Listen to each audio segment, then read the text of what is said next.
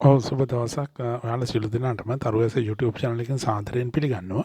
ඉතින් ඔන්න ඔක්තෝබර් මාසේ 23 වෙනිදා ගුරුදා හෙවත් බ්‍රහස්පතින්දා දින දහවල් කාලේ අපරභාග කාලේ 1:22 සිට 2:51 දක්වාත් රාත්‍රී කාලේ හෙවත් අලුයම් කාලේ 1:23 සිට 2:53 දක්වාත් රාහු කාලය පවතිනවා.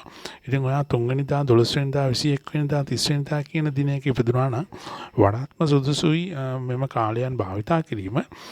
ඉතින් පූර්ව භාගවත් වන උදේ කාලේ 7:03 කියන කාලයත් 7:33 කියන කාලයත් ඔයාලට සුබ කටයුතු සඳහා යොදා ගන්න පුළුවන්. ඔවිදි වන අපරභාග කාලයේවත් සන්ධ්‍යා කාලයේ 3:21ත් 6:45ත් කියන කාලය සුබ කටයුතු සඳහා භාවිතා කරන්න පුළුවන්. සුබ දිශාව විදියට ඔයා උතුරු දිශාව තමයි භාවිතා කරන්න ඕන. ඉතින් දීවර කටයුතු වල නියැලෙන සහෝදරයෙක් නම් ඔන්න 11:10 සිට 11:59 දක්වා කාලය ඒ සඳහා භාවිතා නොකර සිටින්න ඕන. ඔව් ඉතින් ඔන්න ඔයා ධනු ලග්නයෙන් ඉපදුනා නම් ඔයාගේ ලග්නාධිපති වන බ්‍රහස්පති ග්‍රහයා කටක රාශිය තුල උච්චව ගෝචර වෙනවා. ඉතින් ඔන්න ඔයාට මූල්‍ය බාධක ආදී යම් බාධකයන් තිබුණා නම් ඔන්න ඒ වායේ යම් පාලනයක් හා යම්කිසි සාහනදායි කාලයක් ඉදිරි සතියේදී ඔයාට ලැබෙනවා. ඉතින් ඔයා මීන ලග්නයෙන් ඉපදුනා නම් ඔන්න ඔයා යම් තීන්දුව తీරන හා යම් ක්‍රියාවන් වල නියැලීමේදී ස්වයං පාලනයකට නතු වීමට සිදු වෙනවා. ඔයා ඔබ විසින්ම යම් දේවල් වල නියැලීම හිතාමතා දුරදිග බලා කල්පනා කර බලා ඒවාට යොමු වීමට තීරණය කරන සතියක් වෙනවා. ඔව් ඉතින් රාහු කාලය පිළිබඳ සුළු හැඳින්වීමක් කරත් එහෙම අපිට අප සෑම සියලු දෙනාටම බලය, නිලය, වෘත්තිය තිබෙන භෞතික සම්පත්වල යම් දේවල් අපිට විද්‍යාමාන ඉදිරියේ තිබුණත් අප පිටුපසින් නොපෙනෙන බලවේගවල ක්‍රියාත්මක වීම හා ඒ ප්‍රමාණාත්මකතාවය ඉතාමත් වැඩි. ඉතින් ඒ වායේ යම් ක්‍රියාත්මක වීම හා යම් කාලවලදී ඒ දේවල් වල පිහිටීම් සියල්ලම යම් දේවල් නිසා සිදු වෙනවා කියලා විශ්වාසයක් තියෙන ජ්‍යොතිෂ්‍ය මත. ඉතින් මේ දේවල් වලට මේ රාහු කාලය කියන දේවල් ඉතාමත්ම දැඩිව බලපානවා. ඉතින් මේ රාහු කාලය මගේ ඔබගේ සුබ කටයුතු වල යෙදීම ඉතින් ඉතාමත් මැනවි කියලා මම යෝජනා කරනවා. ඔව් ඉතින් ඔන්න ඔක්තෝබර් මාසේ 24 වෙනිදා කිවිදා හෙවත් සිකුරාදා දින උදෑසන කාලයේ පූර්ව භාග කාලයේ 10:22 සිට 11:52 දක්වාත් නැවත රාත්‍රී කාලයේ 10:22 සිට 11:52 දක්වාත් රාහු කාලය පවතිනවා. ඉතින් ඔයා 6 වෙනිදා 15 වෙනිදා 24 වෙනිදා කියන දිනයක ඉපදුනා නම් වඩාත්ම සුදුසුයි පහත කාලයන් භාවිතා කිරීම. ඔව් ඉතින් පූර්ව භාගයත් වන උදේ කාලේ 7:55 කියන කාලය වලට සුබ කටයුතු සඳහා භාවිතා කරන්න පුළුවන්. ඊට අමතරව වන අපර භාගයත් වන සන්ධ්‍යා කාලයේ 2:45 8:12 කියන කාලයේ සුබ කටයුතු සඳහා භාවිතා කරන්න පුළුවන්. විශේෂයෙන්ම නිවසින් පිටත් වීමට බලාපොරොත්තු වෙන සුබ කටයුතු සඳහා පූර්ව භාගයත් වන උදෑසන කාලයේ 7:57 සිට 8:02 දක්වා කියන කාලයේ සඳහා භාවිතා කරන්න පුළුවන්. සුබ දිශාව විදියට ඔයා උතුරු දිශාව තමයි භාවිතා කරන්න ඕන. 9:05 සිට 9:45 දක්වා ඔයා දීවර කටයුතු වලින් වැළකී සිටිනවා නම් වඩාත්ම උචිතයි. ඔය ඉතින් දිනාධිපති විදියට ඕනේ සිකුරු ග්‍රහයා තමයි ක්‍රියාත්මක වෙන්නේ. ඉතින් ඔයා විෂම ලග්නයෙන් ඉපදුනා නම් ඔයාගේ ලග්නාධිපති විශේෂයෙන්ම බුධ ග්‍රහයා සමග ඇති කරන පරිවර්තන යෝගය හේතු කොටගෙනම විශේෂයෙන්ම සෞඛ්‍ය තත්ත්වය පිළිබඳ ඉතාමත් සැලකිලිමත් වෙන්න ඕන වෙනදාට වඩා. විශේෂයෙන්ම ස්නායු ආබාධ වල යම් වැඩිවීම හා විශේෂයෙන්ම මුත්‍රාශය ආශ්‍රිත ජල ධාතුවේ යම් වෙනස් වීම නිසා ශරීර අභ්‍යන්තරයේ ඒ දේවල් පවත්වාගෙන යාමට ඉතාමත් විශේෂ අවධානය යොමු කරන්න ඕන. ඔය ඉතින් ඔයා තුලා ලග්නයෙන් ඉපදුනා නම් ඔන්න විශේෂයෙන් යෝගකාරක බලයත් හේතු කොටගෙන ඔයාගේ ලග්නාධිපති ව්‍යස්ථානගතව ඉන්න ගෝචර වීම නිසා සමාජයේ ඔයාට තිබෙන යම් පිළිගැනීම් හා වරප්‍රසාදයන් වල වැඩිවීමක් වෙන්න කරනවා. ඉතින් ඒ දේවල් පිළිබඳව වඩාත් අවධානය යොමු කරන්න ඕන පෙර සතිවලට සාපේක්ෂව. ඔව් ඉතින් ඔක්තෝබර් මාසේ 25 වෙනිදා ශනිදායවත් සෙන්සුරාදා දින දිනාධිපති විදියට සෙනසුරු ග්‍රහයා තමයි ක්‍රියාත්මක වෙන්නේ.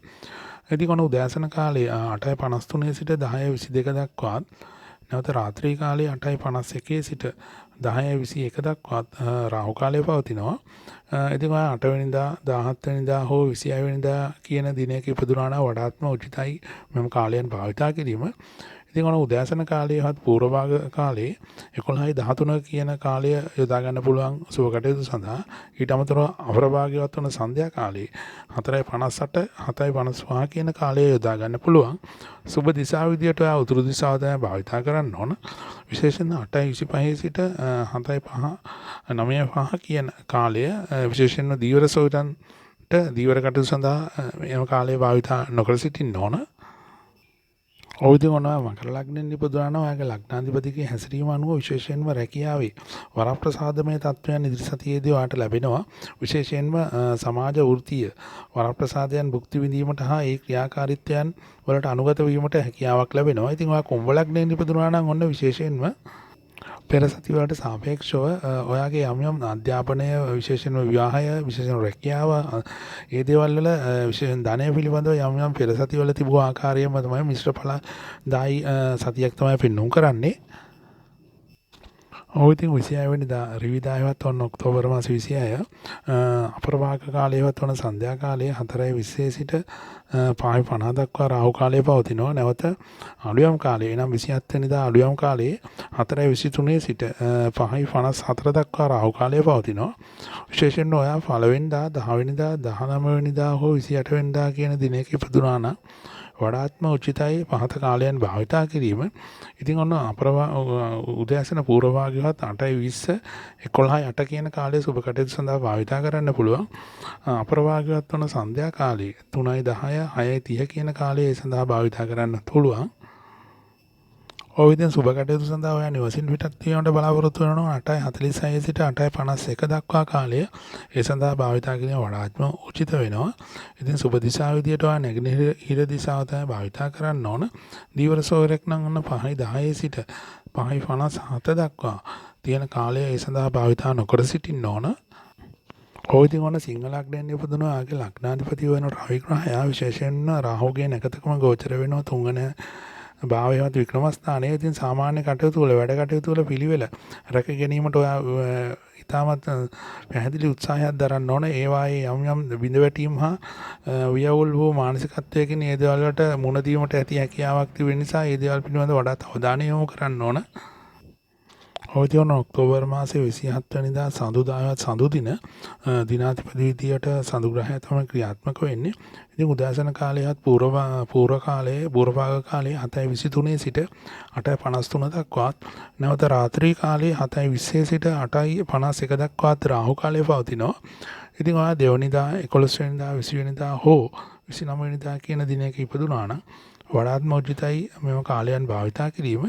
ඉතින් පූර්ව භාගයත් වන උදෑසන කාලයේ 11:05 කියන කාලයේ සුබ කටයුතු සඳහා භාවිතා කරන්න පුළුවන්.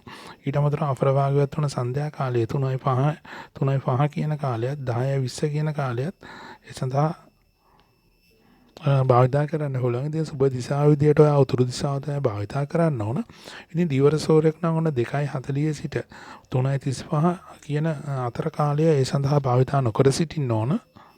ඔය ඉතින් ඔන්න කටක ලග්නෙන් ඉපදුනාගේ ලග්න භාවයේ බ්‍රහස්පති ග්‍රහයා උච්චව ගෝචර වෙනවා. ඉතින් හේතු කොට ඔයාගේ ලග්නාධිපතිය 4 වෙනි භාවයේ ගෝචර වෙනවා. ඒ නිසා මොන සමාජ ගෞරවය ලැබෙන කාලයක් වෙනවා ඉදිරි සතියේදී. යම් දේවල් ඔයාට මගහැරුණා නම් යම් අයගේ අප්‍රසාදයට ලක් වුණා නම් ඔන්න ඉදිරි සතියේදී ඒවා ඔවුන්ගෙන් ගෞරවයක් හා ඒ දේවල් ලැබීමෙන් සමාජයේ ඉහළ තැනකට ඔයාට යන්න පුළුවන් ඉදිරි සතියේදී. ඔවිතවන 28 වෙනිදා කුජදායවත් වන අඟහරුවාදා දින සවස් කාලයේ 2:50 සිට 4:20 දක්වා නැවත අලුයම් කාලයේ විශේෂයෙන්ම 29 වෙනිදා අලුයම් කාලයේ විශේෂයෙන්ම 2:53 සිට 4:23 දක්වා රාහු කාලය පවතිනවා. ඉතින් ඔයා 9 වෙනිදා 18 වෙනිදා හෝ 27 වෙනිදා කියන දිනයක ඉපදුනා නම් වඩාත්ම උචිතයි මෙම කාලයන් භාවිතා කිරීම. උදෑසන කාලයේ 6:43 10:55 කියන කාලයේ සුබ කටයුතු සඳහා භාවිතා කරන්න පුළුවන්. නිවසින් පිටත් වීමට බලාපොරොත්තු වන 8:52 සිට 9:57 දක්වා කියන කාලයේ සඳහා භාවිතා කරන්න පුළුවන්. අපර භාගයවත් වන සන්ධ්‍යා කාලයේ 2:26 සහ 9:35 කියන කාලයේ භාවිතා කරන්න පුළුවන්. සුබ දිශාව විදියට නැගෙනහිර දිශාව තමයි භාවිතා කරන්න ඕන. ඔහුතියන 1:30 සිට 2:16 දක්වා කියන කාලයේ දිවර කටයුතු සඳහා භාවිතා නොකර සිටින්න ඕන. ඔයදී ගොනා මේෂ ලග්නෙන් ඉපදුනා නම් අන්‍යෝන්‍ය සම්බන්ධතාවල විශේෂයෙන්ම සංකීර්ණත්වයක් පෙන්වුම් කරනවා. විශේෂයෙන්ම සමාජයේ අන් අය සමග ගැටීමට හා ඔවුන් සමග ක්‍රියාත්මක වීමට ඉදිරි කාලයේදී වැඩි ඉඩක් ලැබෙන කාලයක් වෙනවා. ඉතින් වෘශ්චික ලග්නෙන් ඉපදුනා නම් උසස් අදහස් ඇතිව යම් දේවල් ක්‍රියාත්මක කිරීමට හා ඔවුන් සමග එකිනෙක බැඳී ඒ දේවල් වලට නියැලීමට අවස්ථාවක් ලැබෙනවා. ඔයදී ඔක්තෝබර් මාසේ 29 වෙනිදා බුධදාසවත් බදාදා දින උදෑසන කාලයේ 11:51 සිට 1:21 දක්වාත් රාහු කාලය පවතිනවා. නැවත රාත්‍රී කාලයේ 11:52 සිට 1:22 දක්වා රාහු කාලය පවතිනවා. ඉතින් පස්වෙනිදා 14 වෙනිදා හෝ 23 වෙනිදා කියන දිනයක ඉපදුනා නම් වඩාත්ම උචිතයි මේ කාලයන් භාවිතා කිරීම.